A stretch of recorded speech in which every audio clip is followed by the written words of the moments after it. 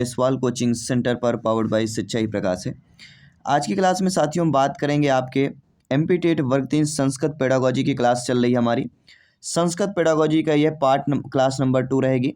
इसके पहले हम पहला पार्ट कंप्लीट कर चुके हैं जिसमें हमने भाषा सीखना और ग्रहणशीलता जो पहला टॉपिक है संस्कृत पेडागोजी का, उसमें हमने इम्पोर्टेंट टॉपिक्स पे चर्चा किया, इम्पोर्टेंट टॉपिक्स के बारे में बात किया, बताया भी कहाँ से प्रश्न पूछे जाते हैं, किस टॉपिक से प्रश्न पूछे जाते हैं, सारा कंक्लूजन तैयार किया।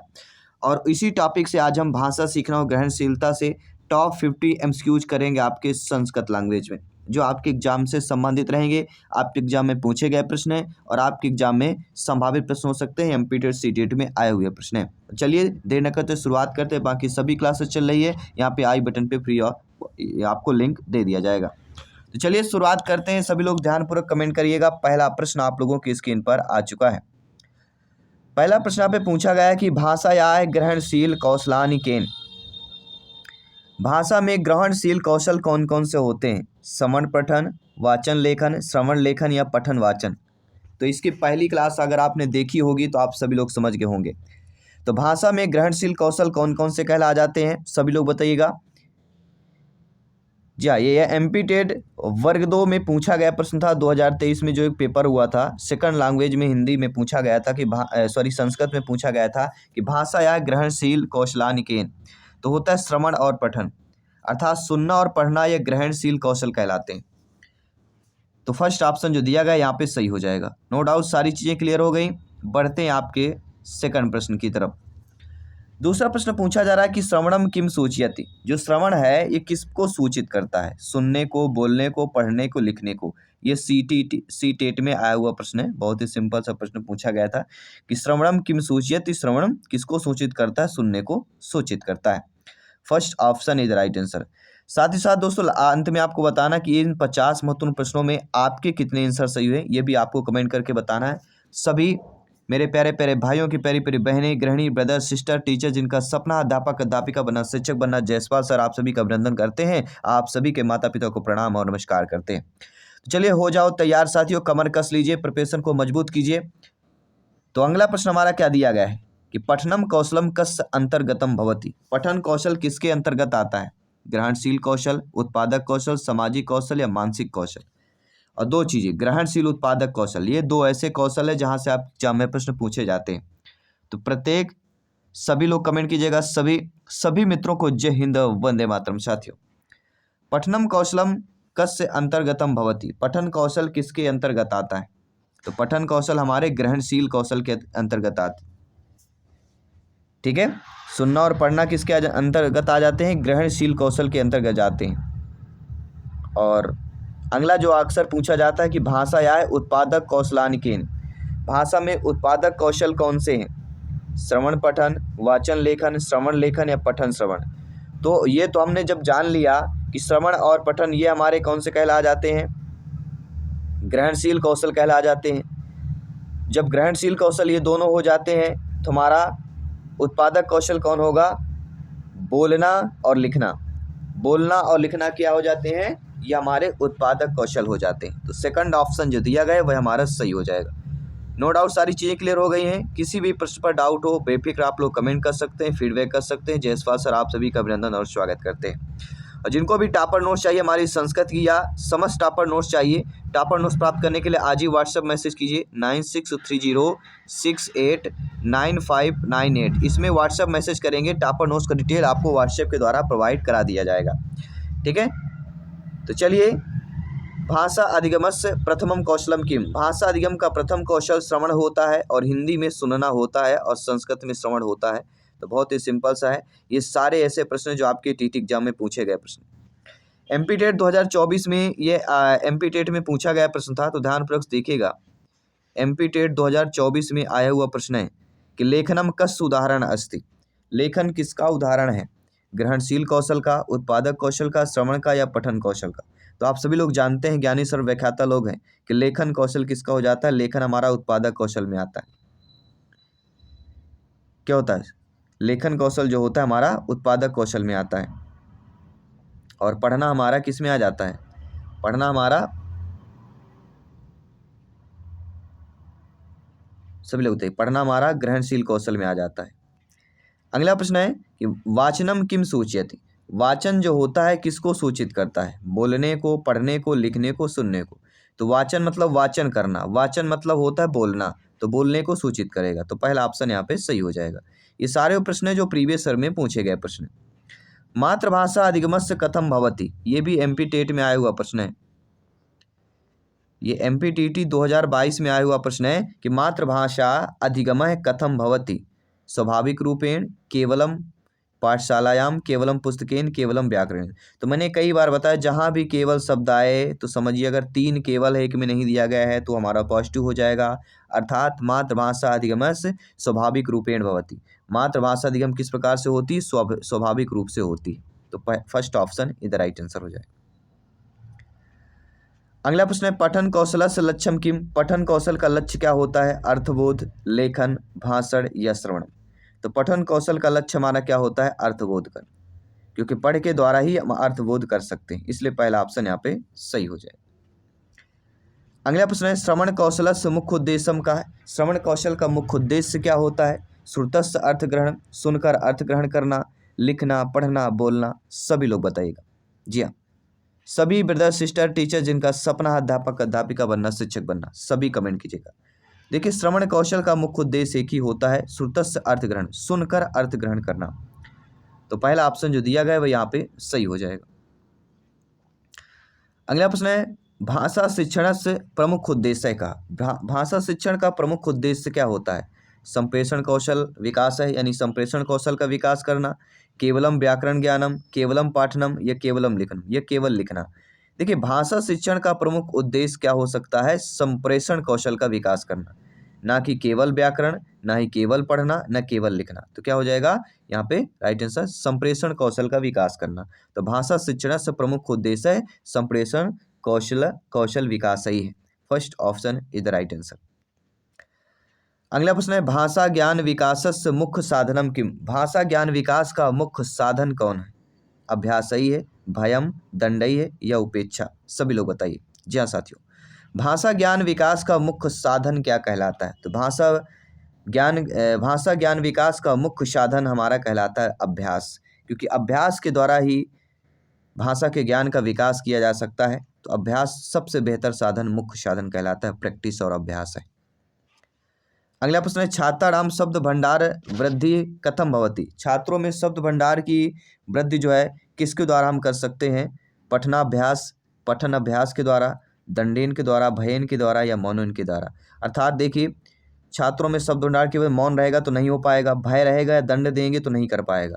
तो छात्रों में अगर शब्द भंडार की वृद्धि करना है, अत्यधिक शब्द को उनको जानना है, बताना है, समझाना है, तो फिर हमें क्या करेगा? पठनाभ्यास, पढ़ने को अभ्यास कराना चाहिए, पढ़ने का अभ्यास कराएं। पहला ऑप्शन यहाँ पे सही हो जाएगा। इसके बाद अगला है कि भाषा या आधारभूत कौशलानि कति। भाषा के आधारभूत कौशल कितने होते हैं? तो भाषा के आधारभूत कौशल हमारे 4 होते हैं, सुनना, बोलना, पढ़ना, लिखना। ठीक है, जो अक्सर एग्जाम में आपके पूछे जाते हैं। इसके बाद हम देख लेते हैं आपके अगला प्रश्न। अगला प्रश्न है श्रवणम कस्य पूर्वम भवति। श्रवण कौशल किसके पूर्व में आता है? भाषण के, लिखने के, पढ़ने के या निद्रा के। तो श्रवण कौशल किसके पूर्व में आता है? श्रवण कौशल सभी लोग से, श्रवण हमारा पहला हो गया। तो दूसरा क्या होता है? दूसरा हमारा क्या होगा? भाषण अर्थात बोलना। तो श्रवणम कस्य पूर्व, किसके पूर्व में श्रवण आता है? तो भाषणम के पूर्व। श्रवण कस्य पूर्वम भवति। श्रवण कौशल किसके पूर्व, किसके पहले आता है? तो भाषण के पहले आएगा श्रवण, क्योंकि श्रवण पहला है तो भाषण के पहले आएगा, इसलिए यहाँ पे श्रवणम भाषणम पूर्वम भवति। श्रवण कौशल भाषण कौशल के पूर्व में आता है। अर्थात ये समझ में आ गया कि यहाँ पे भाषण दूसरा, लिखना पठनम तीसरा, और चौथा हो जाएगा लेखनम, और पहला हो जाएगा श्रवण। ये 4 महत्वपूर्ण कौशल होते हैं और इनसे इर्द गिर्द घुमा फिरा के एक प्रश्न तो पूछा ही जाता है। अगला प्रश्न दिया गया कि भाषा शिक्षणे संवादस्य महत्वम किम। भाषा शिक्षण का संवाद महत्व इसमें किस पर होता है? अव्यक्तात्मक विकास में, मौन में, निद्रा में या खेल में। तो भाषा शिक्षण का संवादस्थ महत्व पूछा गया है। तो संवादस्थ महत्व जो होगा वह अव्यक्ति विकासाय हो जाएगा, अव्यक्ति के विकास में महत्वपूर्ण हो जाएगा। First option is the right answer हो जाएगा। सेकंड लैंग्वेज अगर आपने संस्कृत लिया है या फर्स्ट लैंग्वेज अगर आपने संस्कृत सेलेक्ट किया है तो बेहतर तैयारी आपकी होने वाली। ध्यानपूर्वक समझिएगा और फीडबैक कीजिएगा। पठन कौशल से विकास के महत्वपूर्ण, पठन कौशल का विकास किसमें महत्वपूर्ण होता है? अर्थ ग्रहण करने में, दंड में, भय देने में या मौन में? देखिए सभी लोग जानते हैं कि दंड, भय और मौन ये तीनों निगेटिव है, क्योंकि मौन के द्वारा हम पठन कौशल का विकास नहीं कर सकते। जो चीज़ें बोल कर की जाए तो उससे मौन तो हो ही नहीं सकता। तो पठन कौशल विकास के महत्वपूर्ण, अर्थ ग्रहण महत्वपूर्ण। First option is the right answer. किसी भी प्रश्न पर डाउट हो बेफिक्र कमेंट कर सकते हैं, फीडबैक कर सकते हैं। अगला प्रश्न है, भाषा शिक्षण छात्रस्य भूमिका का, भाषा शिक्षण में छात्र की भूमिका क्या होती है? तो उसमें होती सक्रिय सहभागिता की होती है, ना कि मौन की, ना केवल लिखने की, ना केवल पढ़ने की। किसमें होती है? सक्रिय सहभागिता या सक्रिय भागीदारिता। First option is the right answer हो जाएगा। अगला प्रश्न दिया गया कि भाषा अधिगमस्य उत्तम साधनम किम? गतिविधि, दंडई है, भयम या उपेक्षा? तो भाषा अधिगम का उत्तम साधन कौन सा कहलाता है? तो भाषा अधिगम का उत्तम साधन गतिविधि आधारित कहलाती है। कोई भी भाषा अधिगम गतिविधि आधारित है तो वह उत्तम साधन माना जाता है भाषा की दृष्टि से। अगला भाषा अधिगम है किम? भाषा अधिगम कौन होता है? तो स्वाभाविक प्रक्रिया होती है, कृत्रिम प्रक्रिया, कठिन प्रक्रिया, दंड प्रक्रिया। तो भाषा अधिगम किस प्रकार की प्रक्रिया कहलाती है? भाषा अधिगम एक प्रकार की आपकी स्वाभाविक प्रक्रिया कहलाती है। First option is the right answer हो जाएगा। अगला प्रश्न है, भाषा शिक्षण से आधार का, भाषा शिक्षण का आधार क्या होता है? संप्रेषण, मौन, निद्रा या खेल होता है? सभी लोग बताइए। भाषा शिक्षण का जो मुख्य आधार माना जाता है संप्रेषण का माध्यम माना जाता है। First option is the right answer. ये सीटेट में आया हुआ प्रश्न था। अगला प्रश्न है, पठन कौशल का उद्देश्य है। पठन कौशल का क्या उद्देश्य होता है? यह एमपीटीटी में आया हुआ प्रश्न है, ध्यानपूर्वक देखिएगा। पठन कौशल मुख्य उद्देश्य का, पठन कौशल का उद्देश्य क्या होता है? अर्थ ग्रहण करना, लिखना, भाषण या सुनना? तो आप सभी लोग जानते हैं ज्ञानी सर व्याख्याता लोग हैं, ज्ञानी सर व्याख्याता लोग हैं, भावी अध्यापक अध्यापिका हैं। जयसवाल सर आप सभी का अभिनंदन स्वागत कर रहे हैं। पठन कौशल का उद्देश्य एक ही होता है, अर्थ ग्रहण करना। बच्चों को पढ़कर हम कोई भी चीज़ कराते हैं बच्चे ताकि उसका अर्थ ग्रहण कर सकें। अगला प्रश्न है, श्रवण कौशल विकास है किम आवश्यकम? श्रवण कौशल का विकास क्यों आवश्यक होता है? क्योंकि ध्यानपूर्वक सुनने से। अगर श्रवण कौशल का विकास करना है तो ध्यानपूर्वक श्रवण करिए, श्रवण कौशल का विकास हो जाएगा। तो ध्यानपूर्वकम श्रवणम, first option is the right answer. ये आपके यूपी टेट में आया हुआ प्रश्न था। अगला, भाषा शिक्षण की महत्वपूर्ण, भाषा शिक्षण किसमें महत्वपूर्ण होता है? अभ्यास के द्वारा, दंड में, भय की उपेक्षा? देखिए ना, उपेक्षा, भय, दंड ये तीनों नेगेटिव ऑप्शन है। तो हमारा भाषा शिक्षण अभ्यास से ही महत्वपूर्ण है। भाषा शिक्षण में अभ्यास जो है सबसे ज़्यादा महत्वपूर्ण है और कई बार अभ्यास आया हुआ है, अर्थात इससे एक प्रश्न आने वाला है, ये आपको ध्यान देना है। छात्रैः उत्तम भाषाम कथम शिक्षते? छात्रों में उत्तम भाषा किस प्रकार से हम शिक्षित कर सकते हैं? तो अभ्यास के द्वारा किया जा सकता है। अभ्यास इज द बेस्ट ऑप्शन, ये ध्यान रखना है। पठन कौशलम किमर्थकम आवश्यकम? पठन कौशल क्यों आवश्यक होता है? अर्थ ग्रहण करने के लिए। इसके बाद ये भी सीटेट में आया हुआ प्रश्न था, भाषा शिक्षण शिक्षकस्य भूमिका का, भाषा शिक्षण में शिक्षक की भूमिका किस प्रकार होती है? मार्गदर्शन के रूप में होती है। ये एमपीटीटी में भी आया हुआ प्रश्न है, साथ ही साथ सीटेट में भी आया हुआ प्रश्न है और आपके रीट में भी आया हुआ प्रश्न है। कई बार ये रिपीट हुआ प्रश्न, इसलिए ध्यानपूर्वक समझिएगा। अगला प्रश्न है, भाषा ज्ञानस्य विकासे कह सहायक है? भाषा के ज्ञान के विकास में कौन सहायक होता है? तो अभ्यास सहायक होगा। उत्तर नहीं बदलेगा, प्रश्न कितने बदल जाएं? अभ्यास इज द राइट आंसर। अगला प्रश्न, भाषा शिक्षणे संवादय किमर्थम आवश्यकम? भाषा शिक्षण में संवाद क्यों आवश्यक होता है? अभिव्यक्ति विकास के लिए भाषा शिक्षण में संवाद जो है आवश्यक होता है। First option is the right answer. अगला प्रश्न है, भाषा कौशल से विकास है मुख्य उपाय का? भाषा कौशल का विकास करने के लिए मुख्य उपाय एक ही है, वह है अभ्यास। इसके बाद अगला प्रश्न है कि भाषा या मुख्य प्रयोजनम किम?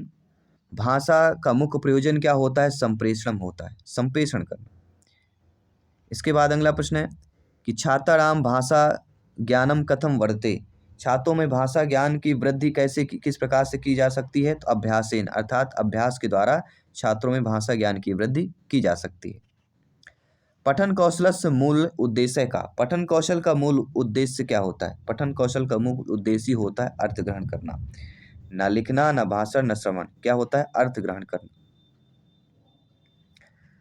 अगला प्रश्न है, भाषा शिक्षण से प्रमुख आधार है का? भाषा शिक्षण का प्रमुख आधार होता है संप्रेषण करना। और आप ये जानते हैं कि छात्रों में भाषा विकास कौन सा सहायक होता है? तो छात्रों में अगर भाषा का विकास करना तो संवाद क्या होगा? उसमें सहायक होगा, हेल्पफुल होगा। भाषा शिक्षण किम अत्यंतम आवश्यकम, भाषा शिक्षण क्यों आवश्यक होता है? अभ्यास के लिए। भाषा शिक्षण में अभ्यास ही अत्यंतम आवश्यक, भाषा शिक्षण में अभ्यास अति महत्वपूर्ण होता है। अगला प्रश्न है, भाषा अधिगमः कस्य माध्यमेन अधिकम भवति, भाषा अधिगम जो होता है किसके माध्यम से अधिक होता है? तो वह वातावरण के माध्यम से। भाषाया अधिगमः वातावरणेन माध्यमेन अधिकम भवति, क्योंकि भाषा हम किस प्रकार से, जिसमें बच्चा रहता है, वो जिस वातावरण इन्वायरमेंट में रहता है, वो बेहतर सीख पाएगा। छात्रैः उत्तम भाषा कथम अधिगच्छति, इस टॉपिक से सारे प्रश्न हम कर रहे हैं जो प्रीवियस ईयर में पूछे गए प्रश्न है, आपके एग्जाम के जैसे संभावित प्रश्न हो सकते हैं। तो आप सभी को समझना है और फीडबैक करना है कि छात्राएं उत्तम भाषा कथम अगच्छति, तो हो जाएगा अभ्यास के द्वारा। छात्रों में उत्तम भाषा किस प्रकार से अधिग्रहण कर सकते हैं? तो अभ्यास के द्वारा अधिग्रहण कर सकते हैं। श्रवण कौशल से विकास है कथम भवति, श्रवण कौशल का विकास किस प्रकार हो सकता है? ध्यानपूर्वक सुनने से। ये फिर से रिपीट हुआ है क्योंकि ये रीट एग्जाम में आया हुआ प्रश्न है।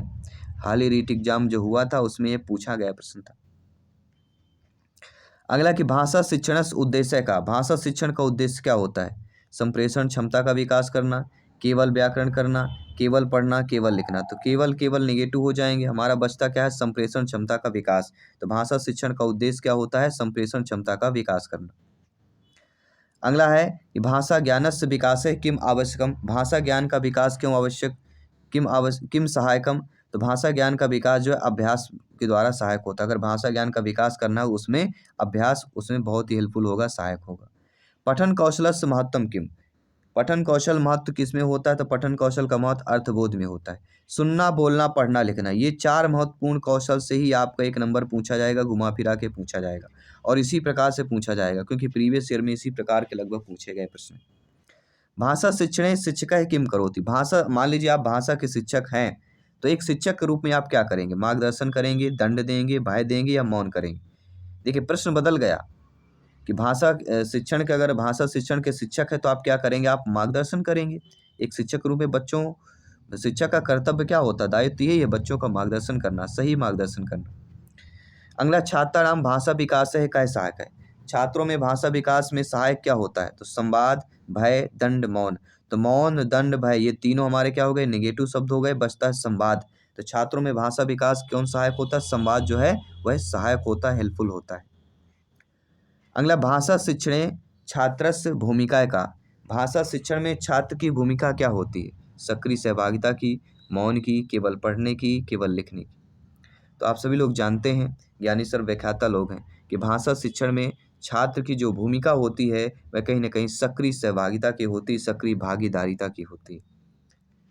अगला प्रश्न है कि भाषा या मुख्य उद्देश्य का, ये CTET में आया हुआ प्रश्न है कि भाषा का मुख्य उद्देश्य क्या होता है? संप्रेषण, संप्रेषण करना। संप्रेषण, अभ्यास, सुनना, बोलना, पढ़ना, लिखना, इन्हीं टॉपिक, इन्हीं शब्दों से आपके एग्जाम में प्रश्न पूछे जाना है, ये आपको ध्यान रखिएगा। अगला, भाषा ज्ञान वृद्धि साधनम की, तो भाषा ज्ञान वृद्धि कौन सा साधन है? तो अभ्यास के द्वारा ही भाषा की ज्ञान की वृद्धि की जा सकती है। और आप ये जानते हैं कि श्रवण कौशल उद्देश्य का, श्रवण कौशल का उद्देश्य क्या होता है? श्रवण कौशल का उद्देश्य होता है अर्थ ग्रहण करना। और आप ये जानते हैं कि भाषा शिक्षण का आधार क्या होता है? भाषा शिक्षण आधार है कहा, तो भाषा शिक्षण आधार है संप्रेषण। और ये 50वां प्रश्न आपकी स्क्रीन पर है जो प्रीवियस ईयर में पूछा गया प्रश्न है कि भाषा शिक्षण सर्वाधिक महत्वपूर्णम किम, भाषा शिक्षण जो है सर्वाधिक महत्वपूर्ण किस में होती है? कौन इसमें होगा? अभ्यास होगा, भय होगा, दंड होगा, उपेक्षा होगा? कई बार रिपीट हुआ है, कई बार आपके एग्जाम में पूछा गया प्रश्न है। तो भाषा शिक्षण सर्वाधिक महत्वपूर्ण आपके अभ्यास के द्वारा, अभ्यास के लिए सबसे ज़्यादा महत्वपूर्ण होगी क्योंकि अभ्यास के द्वारा ही भाषा शिक्षण सर्वाधिक सीख सकते हैं, समझ सकते हैं। तो ये रहे टॉप 50 क्वेश्चन जो प्रीवियस ईयर में पूछे गए प्रश्न थे। तो आई होप सभी लोग समझ गए होंगे। बेहतर प्रिपरेशन कीजिए, तैयारी कीजिए, सिलेक्शन यहाँ पे अगर पाना है टीटी एग्जाम को क्वालिफाइड 101% करना, तो सारी क्लासेज इंपॉर्टेंट है। अगर आपने अभी तक भी टॉपर नोट्स नहीं ली है तो टॉपर नोट्स प्राप्त करने के लिए आज ही व्हाट्सएप मैसेज कीजिए 9630689598। इसमें व्हाट्सएप मैसेज करेंगे, टॉपर नोट्स का डिटेल आपको उपलब्ध हो जाएगा। यह टॉपर नोट्स जो प्रीवियस ईयर में आपके जो हमारे रह चुके हैं स्टूडेंट, इस फैमिली के जो हिस्सा थे उनका जो सिलेक्शन हुआ है, अच्छे रैंक पाए हैं, उन 10-12 शिक्षकों को हमने टीम बनाकर ये टॉपर नोट्स बनाई है कि उन्होंने कैसे तैयारी की थी, क्या-क्या चीज़ें, क्या-क्या कंसेप्ट क्लियर किया था, कहाँ से कौन से बुक से पढ़ा था, वो सारा डाटा हमने कवर करके टॉपर नोट्स में कन्वर्ट कर दिया है। तो टॉपर नोट्स मंगवाने के लिए व्हाट्सएप कीजिए, सारा डिटेल आपको व्हाट्सएप पे मिल जाएगा। मिलते हैं आपके अगले सेशन पे। बाकी सभी क्लासेस चल रही हैं। सभी मित्रों को जय हिंद, वंदे मातरम। धन्यवाद सभी का।